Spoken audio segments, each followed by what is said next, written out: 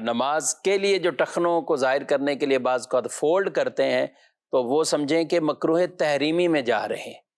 ٹخنے ظاہر کرنا یعنی ٹخنوں سے اوپر شلوار تہمد وغیرہ رکھنا یہ سنت ہے۔ اگر کوئی نیچے رکھتا ہے اور تکبر وغیرہ کی نیت نہیں ہے تو یہ خلاف سنت مکروہ تنزیہی عمل ہوا، نماز ہو جائے گی۔ اس نماز کو لوٹانا یعنی دوبارہ پڑھنا یہ واجب نہیں۔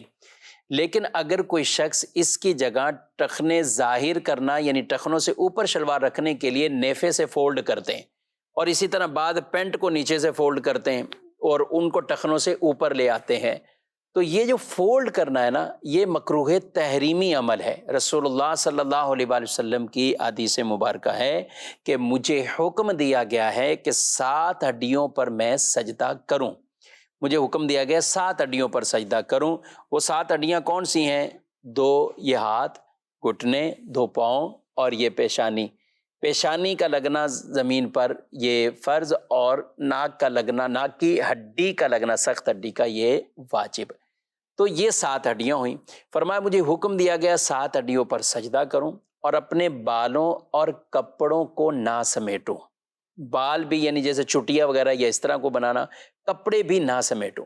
تو یہ کپڑے جو فولڈ ہوتے ہیں، جن کو شلواروں کو بطور خاص نیفے سے فولڈ کیا جاتا ہے، تو یہ ٹھیک عمل نہیں ہے، یہ مکروہ تحریمی ہے۔ اسی طرح پینٹ اگر کوئی نیچے سے بھی فولڈ کرتا ہوا اوپر رکھ لیتا ہے تو یہ بھی مکروہ تحریمی عمل ہے۔ وہ نماز کو واجب الاعادہ بنا دیں گے، یعنی وہ نمازیں واجب الاعادہ ہو جائیں گی، ان کو دوبارہ پڑھنا واجب ہو جائے گا۔ اگر کسی کی شلوار یا پینٹ بڑی ہے تو اسے چاہیے کہ پھر اولاً تو یہ چاہیے کہ ہونی اتنی چاہیے کہ ٹخنے ظاہر ہو جائیں، لیکن اگر ہے بڑی تو پھر وہ نارملی چھوڑ دے، یعنی ان کو فولڈ نہ کرے، نہ نیچے سے کرے نہ نیفے سے کرے، تاکہ ایسا نہ ہو کہ مکروہ تنزیہی سے تو بچ رہا ہے لیکن مکروہ تحریمی کے عمل میں پڑ رہا ہے۔ تو یوں اسے خیال اس چیز کا رکھنا ہوگا، اور کوشش یہی کریں ہمارا لباس ہی اتنا ہونا چاہیے کہ جو سنت کے مطابق ہو، اور ٹخنے بغیر فولڈ کے ہی ہماری شلواریں اتنی ہوں، پینٹ پہن رہے تو وہ اتنی ہو، یا تہمد ہے تو وہ اتنی ہو کہ وہ ٹخنے اس سے ظاہر ہوں، یعنی ٹخنوں سے وہ اوپر ہو۔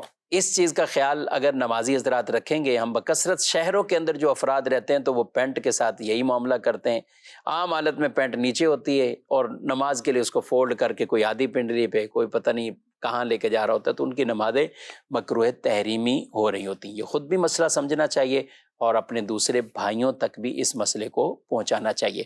ہاتھ کے بعض اوقات یہ کلائیاں آدمی وضو کر کے آتا ہے، تو اب یہ وضو کیا اور اب یہ وضو کر کے آئے ہیں، اب اسی طرح ہی آپ نماز شروع کریں گے کہ تو یہ نماز بھی مکروہ تحریمی ہے، یہ نماز بھی آپ، جی ہاں، یہ نماز آپ کی مکروہ تحریمی، یعنی اس نماز کو بھی دوبارہ پڑھنا یہ واجب ہوگا۔